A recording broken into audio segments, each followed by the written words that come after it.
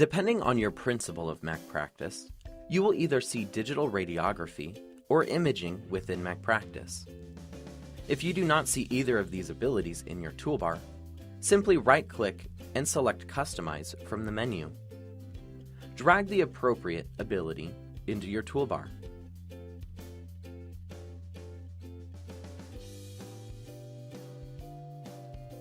The acronym CAPTURE has been created to help you remember the basic workflow of the DR ability within MacPractice. Using this workflow will ensure that your images are successfully imported into MacPractice. The C in CAPTURE stands for Creating a Patient Visit. Creating a patient visit is very simple. Select the Patients with Visits node in the sidebar and click the green plus.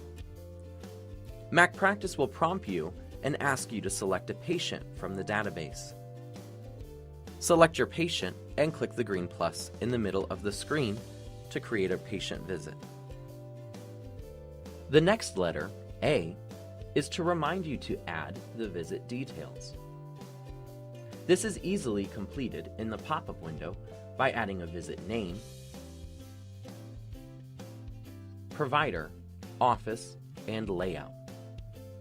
You will also notice that you can backdate the images, select an incident, and add any additional notes into MacPractice. The P stands for Position. Position your sensor with the patient to get the image that you are needing to import into MacPractice. T stands for Take the Images. Take the images with the drivers that came with your camera or sensors. If your setup was done correctly, MacPractice should automatically import the images into MacPractice and place them into the correct placeholder. The U in Capture stands for Use any post-processing tools. Using post-processing tools involves changing the image attributes, such as the tooth number, adding a filter, or an annotation. Right-click on the image to make a selection from the right-click menu. You will notice that you have the option to quickly relabel the image with the tooth number. You also have the ability to rotate the image or apply any preset on the image.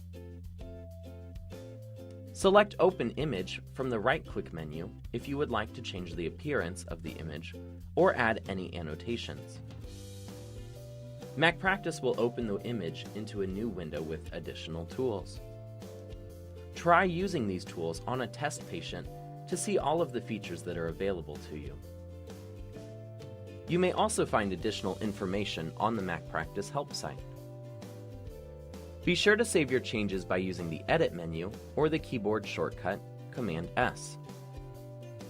If an image has been annotated with MacPractice, you will notice a little A displayed on the top of the image. This is to let you know that you will need to double-click on the image to see the annotations. Review the Layout is the next letter in the CAPTURE acronym. Change the layout that was used by selecting the drop-down box above the patient's images. This might be needed if the wrong layout was used, or if a special layout is needed for a referral letter. The final stage of the CAPTURE workflow is E, Export, Print, or View in full screen. Full resolution images can be exported from MacPractice by right-clicking on the image and selecting Export. You will notice that you have the option to export the original image or the image as it is now. Most often, you will also want to export a view of the entire layout. This can be done by printing the visit. You can print by using the File menu or with the keyboard shortcut Command P. Click to show more details and then select MacPractice from the middle drop-down box. The following options will allow you to select the image layout. You can select how many images you want per page, or you can select to print the image as laid out. If the patient is in the office, you might want to show them a full screen view of their images. Use the full screen button above the patient's images to change to full screen mode. The full screen mode will allow you to select between different visits and a different layout. You will also have the option to see the images in the layout or just one selected image. If you have set up the zoom feature on the computer, you can hold the control button on your keyboard and scroll up with your mouse to zoom in on the image. Scroll down to turn off this zoom feature. The setup video in this series will show you how to set up this feature if it is not available on your computer.